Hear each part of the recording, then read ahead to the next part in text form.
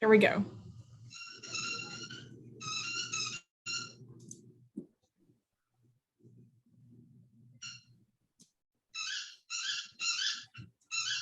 Okay, so Bethany, is it okay if I go ahead and get started? Yes, go for it. Okay. Go ahead and get started. Okay. So hello, everyone. Thanks so much for having me. I'm really excited to be giving this talk today. So I'm Rachel Teranishi. I am a PM&R physician, and I'm brain injury medicine trained. So I did my fellowship in brain injury. And I was asked to give this presentation on living with TBI. So I'll cover a few different topics. And like Bethany kind of mentioned, I saw your questions. Thank you so much for sending them and helped me kind of focus my presentation and decide what to talk about. So a lot of the questions I tried to incorporate throughout the presentation, but then of course you guys can, raise your hand or unmute yourself and ask throughout, or also ask at the end. Okay, so a little bit about me. So I'm from, we were talking about weather earlier. I'm originally from the West Coast, from Northern California. Did my medical school training in DC, then went back to California for my PM&R residency, and then went back out to the East Coast for my brain injury fellowship in Charlotte, and now I'm here at UAB. And since I'm from California, I don't do well with super cold weather, so I'm happy with the Birmingham winters. I did just start at UAB this past September. So some of the questions, if they have to do with the state of Alabama or UAB, I'm still kind of learning the area and the resources a little bit. So if I don't know the answer to something, I'll ask somebody and I can email the response back to Bethany to give to the rest of you guys. So these are some of the things that I'll talk about today. So one, I wanted to talk about recovery after TBI. And two, I want to talk about problems after TBI, which really you can see a lot of different things, but I kind of focused on some of the most common problems that you can see and some things that I get a lot of questions about. And then the third portion of my talk will be about general health, kind of ways to protect your body, protect your brain, or your loved one's brain. And then again, questions at the end. If you guys don't mind a little bit of audience participation, if you could put it in the chat, I'm just kind of curious because I want to know like who I'm speaking to. I'm assuming that most people are caregivers, but if there's any patients out there, you can kind of just put that in there. And then how many years out from TBI are your loved ones? Is it like 1 year, 20 years? And then who manages your loved one's TBI? Like, is it your primary care doctor, neurologist? Or do you guys see a PM&R doctor? So I'll just give people a couple seconds. I just kind of want to see who I'm talking to.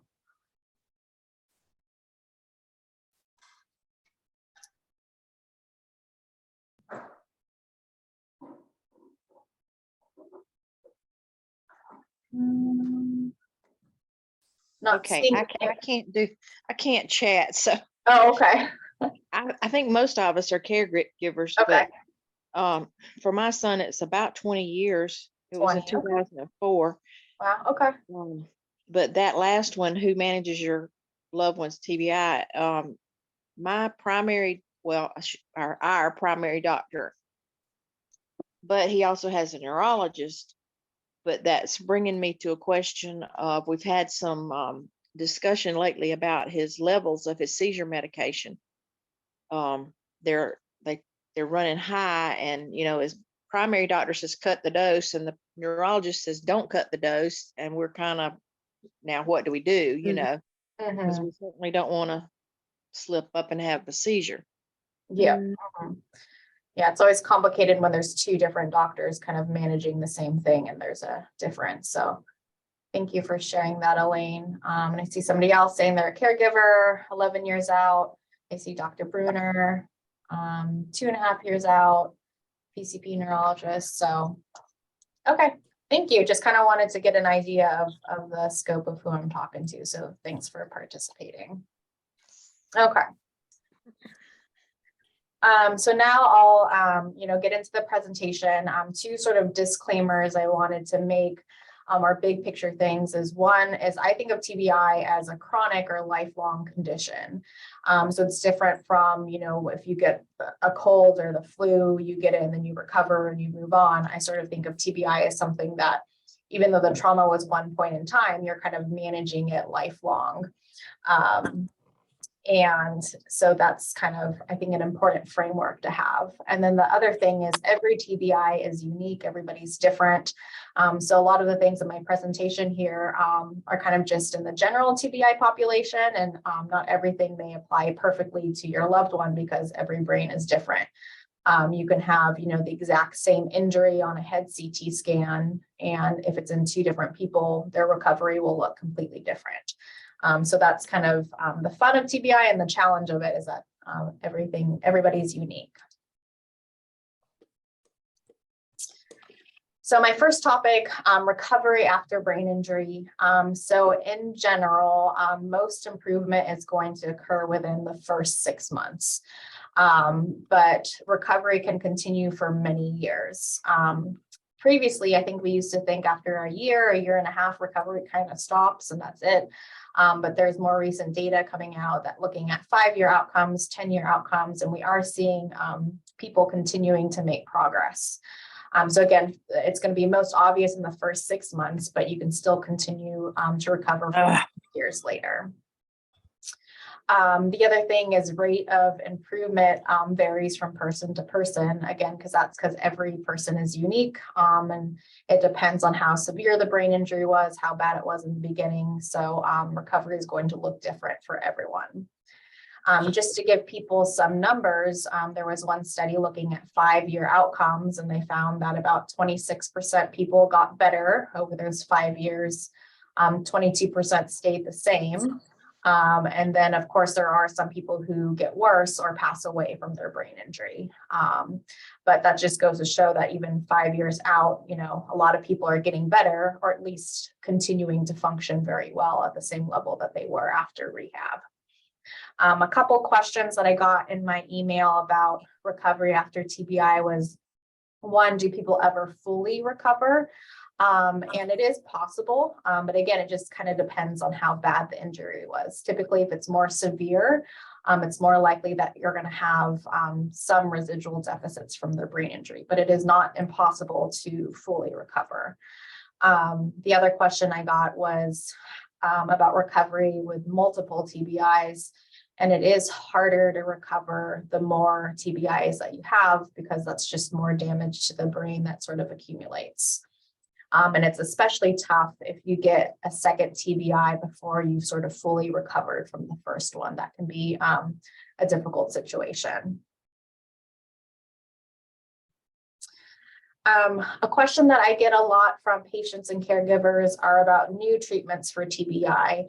And there really hasn't been a lot of progress in this area, which is frustrating. There's been lots of studies, lots of different medications and treatments that people have looked at, but really the best thing to do is just taking care of your body, taking care of your brain. And that'll be my final portion of the talk today, is that's really the best evidence for recovery.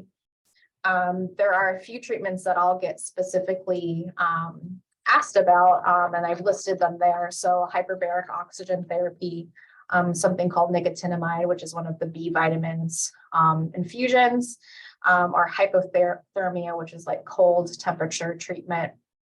So there have been a lot of studies on these things, and some of them are promising and have showed some improvements, but the research is a little bit inconclusive. So some studies are positive and some are negative or don't show any difference. So what I tell my patients and their loved ones is that there isn't enough evidence for me to recommend it. And some of these treatments can be very, very expensive. So it's up to the person if they want to try it. But I always just sort of caution people that, you know, it might not work and it will definitely cost a lot of money. But I have had a couple of patients who've gone forward with some of these treatments, and some of them report that they have noticed some positive effects. So just kind of wanted to share with you guys what the current research was.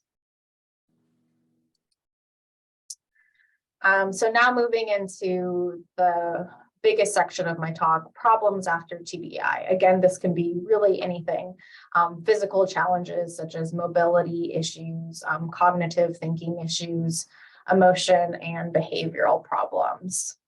I get a lot of questions about behavioral issues after TBI, and these can be very challenging and they look different in different people. So a lot of times we can see changes in emotion. So depression or anxiety, sometimes extreme emotions, big mood swings, or sometimes people have inappropriate emotions where their reaction doesn't actually match what they're feeling inside. Sometimes there's just sort of like a general state of restlessness where people kind of feel like they just need to move around a lot in their pacing. Sometimes you can have inappropriate social behavior, saying the wrong thing at the wrong time, sometimes sexually inappropriate language or behavior. Decreased motivation is another big one, and this is different from laziness or fatigue. Sometimes I hear from caregivers there's frustration about like, oh, you know, my son doesn't want to take a shower, he doesn't want to do this, and it's really hard to get somebody to do something. And there are areas of the brain specifically for motivation. So it's different from laziness and it's different from fatigue. Sometimes people with brain injury just have a really hard time initiating certain activities.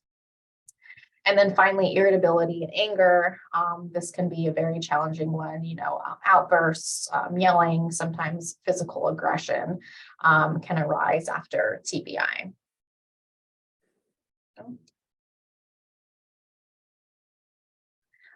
So in terms of, you know, locations in the brain that correlate with behavioral changes, sometimes there is an association. So the frontal lobe, which is that yellow lobe there, sits in the front of the brain, which is why it's called the frontal lobe, kind of behind the eyes. And that area of the brain does a lot of different things, but one of them is it's important for controlling behavior, emotion, and like initiation. And so a lot of times if somebody has frontal lobe brain injuries, these people will have more issues with behavior.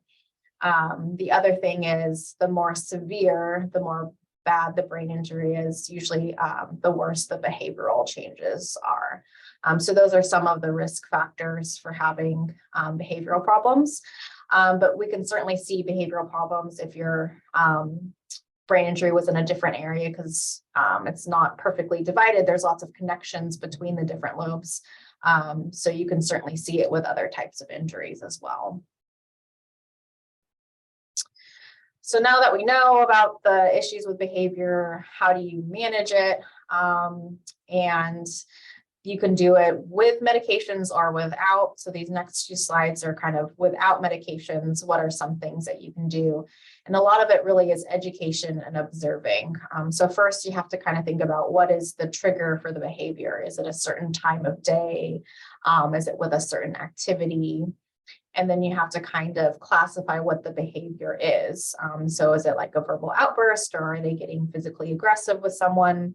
And then how bad is it? How severe is it? How long does it last? And how often does it occur? Is it once a day, once an hour, or once a month? Another important thing is the consequence of the behavior.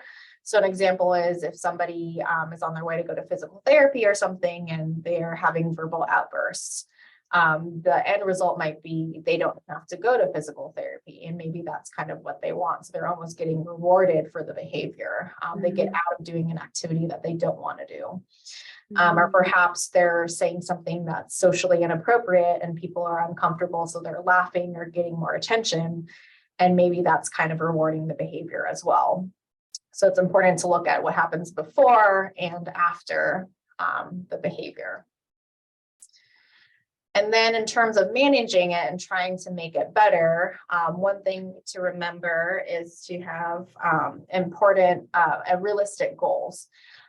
So sometimes it's not possible to completely eliminate the behavior.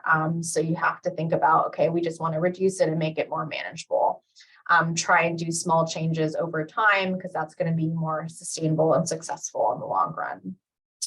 And then it's usually better to try and use positive reinforcement instead of negative reinforcement. So that means rewarding good behavior. So going back to that physical therapy example, you know, trying to associate it with something else positive. So let's say they do make it to therapy without an outburst. And so you have to try and reward them in a way, like maybe they like going for a walk. So you go for a walk after, or do something else that they enjoy. That generally works better than kind of punishing them for a bad behavior. It's also really important to, if they're getting ramped up and getting agitated, even if you're upset, to try and keep your voice calm, speak slowly in a normal voice, because if you start to match their agitation, that generally isn't as helpful. And then trying to be consistent. The more consistent you are, the easier it should be, which I know can be very tiring. And if these things don't work, that's when we start thinking about medications. There's a lot of different medications that we can use for behavior, such as antidepressants or seizure medications. And the type of medication that you use just kind of depends on what the behavior is and how severe it is. So that's kind of when you would talk to, you know, your brain injury doctor about different medication options for managing behavior. Another big change that you can see after brain injury, obviously, are cognitive changes. And that's just, you know, any change that has to do with memory or thinking. Sometimes people will just have really poor attention, almost like ADHD. It's hard for them to focus and concentrate on a single task. Sometimes people have issues with processing speed, where they're understanding what you're saying and they know what they want to do, but carrying out that process or speaking sometimes can just be delayed and a little bit slower. And you can see a lot of issues with organizational skills, problem solving and complex thinking, or communication. This is a fun word that I just wanted to share with you guys, anosognosia, which is a fancy way for saying that you aren't aware of your condition and impairments. And sometimes we see this in TBI, where the person doesn't actually, they're not aware of their injury and they're not aware of their deficits. And that can actually be very challenging to treat, because it's hard to get somebody to buy into the treatment if they don't believe that there is anything wrong or anything to treat. So this is something that, like all recovery with brain injury, you know, usually recovers and gets better over time, but sometimes it can be long lasting. Now switching gears a little bit and talking about some of the major medical issues that come up after brain injury. So we do know that people with TBI are more likely to get infections, particularly pneumonia. And so this is just something that's good to be aware of, because that will just over the long run kind of promote health if the caregiver is kind of aware of these risks and signs to look out for. So I think a lot of people are probably familiar with the signs and symptoms of infection, but the big ones are fever and chills, and sometimes you'll just have a decreased level of arousal. So somebody might just be more sleepy than usual, more confused than usual, and sometimes that's the only sign that you see. And then, of course, with pneumonia, it would be things like cough, shortness of breath, urinary tract infections is another main type of infection. So things like burning with urination, or kind of urgency, having to go all the time, but not much comes out. Seizures is another really big one. People with traumatic brain injury are at a higher risk for having seizures compared to people without TBI. They can happen at any time, but usually they happen within the first 2 years of injury. And the most important thing is to know what to do if it happens. So I've just put in there some sort of like seizure precautions and guidelines for you guys to be aware of. First is to try your best to stay calm. It can be a very scary situation, but you're more effective if you're able to try and stay calm. And then the other thing is to start a timer either on your phone or write down the time that it started, because that's something that medical providers will want to know, is how long is the seizure going on.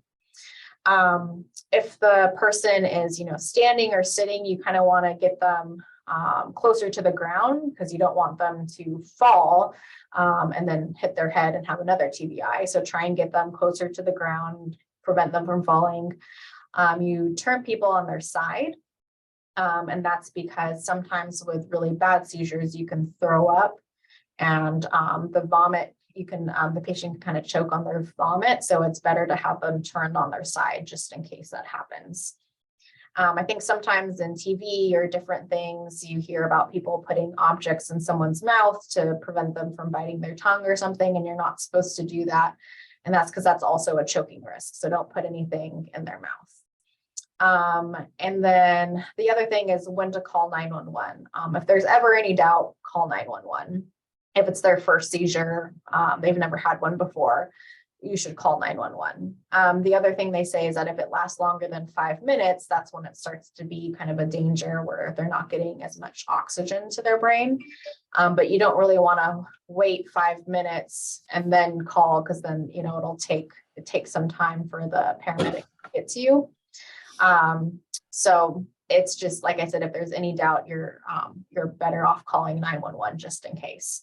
But sometimes the seizures are very short, like just a few seconds, and you don't necessarily have to call every single time.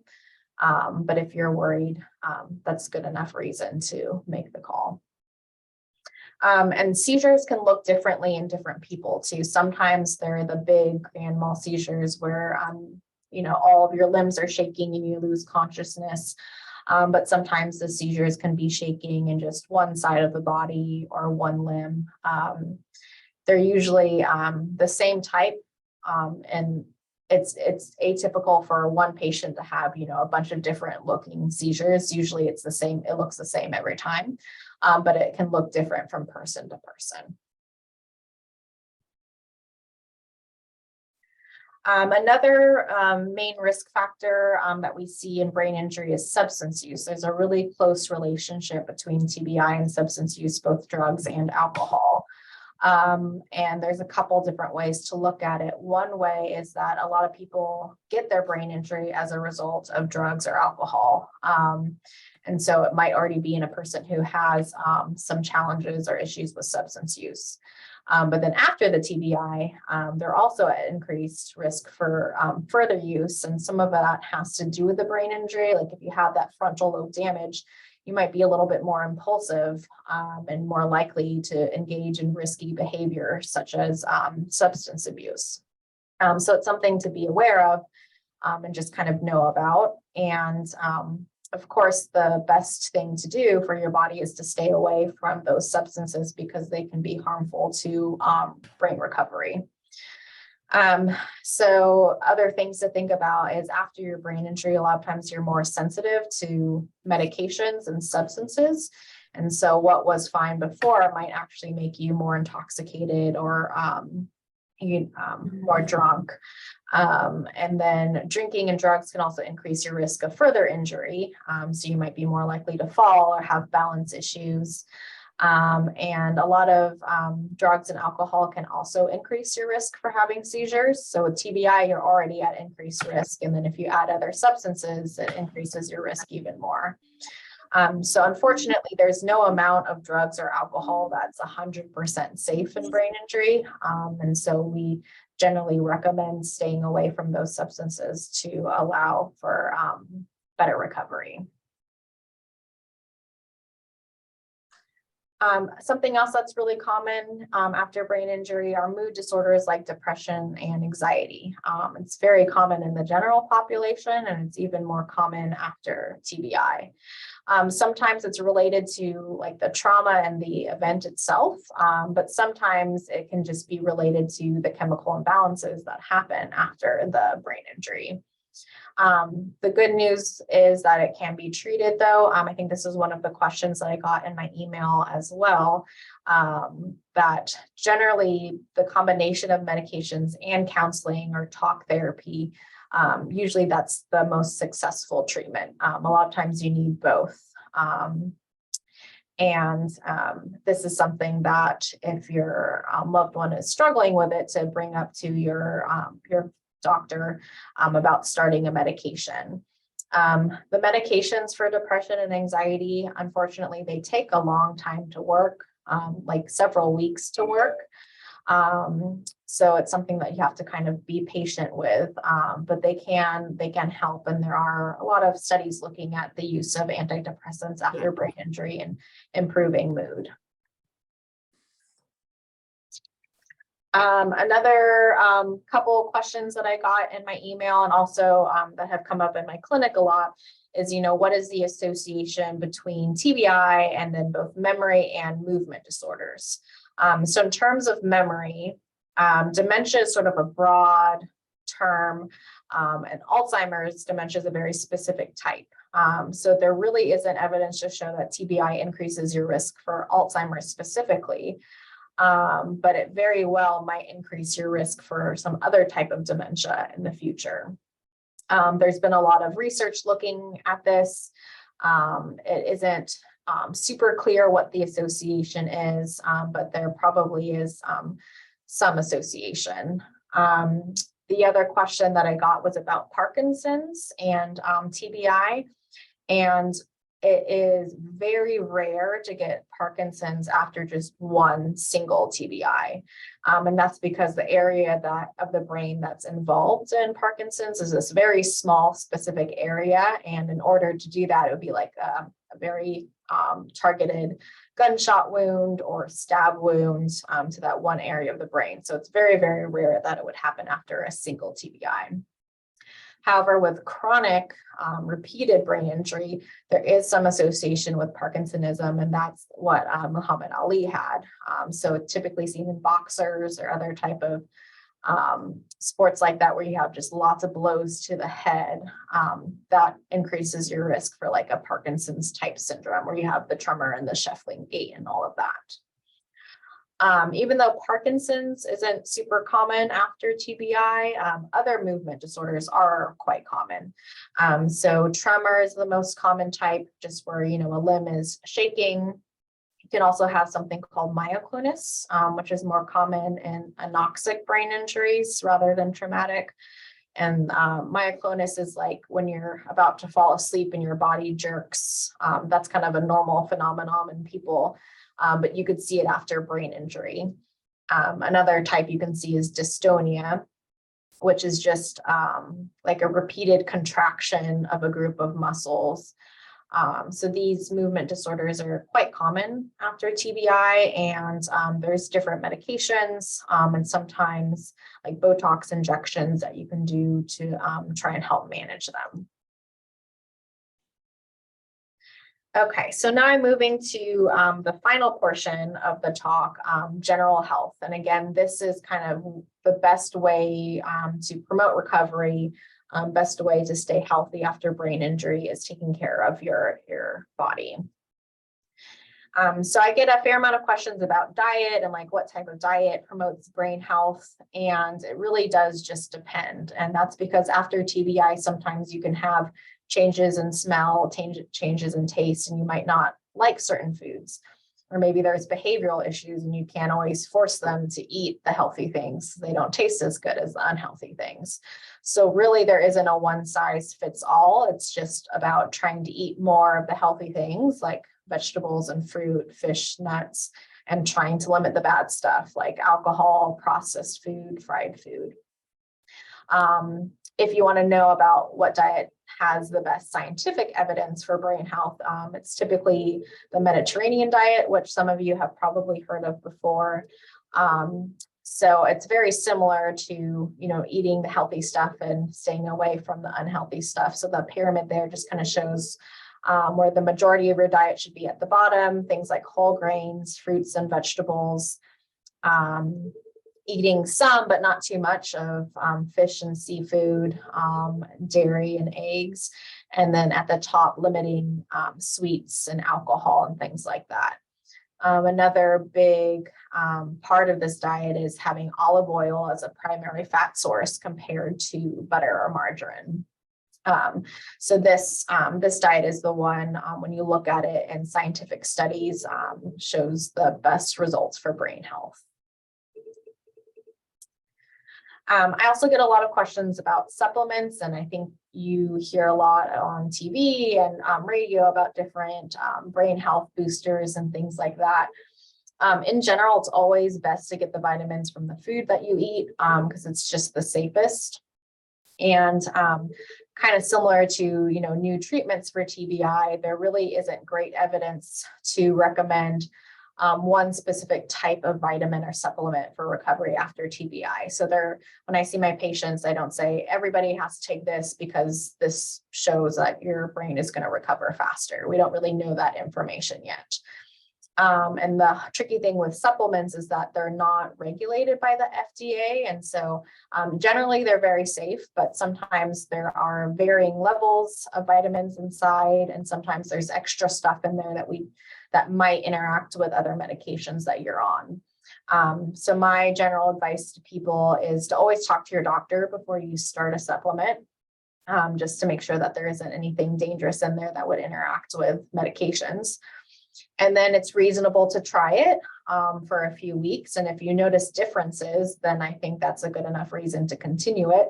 But if you're using it for a couple of weeks and you're not noticing any changes, then I would stop, because I would say that the lack of benefit isn't really worth any potential risks.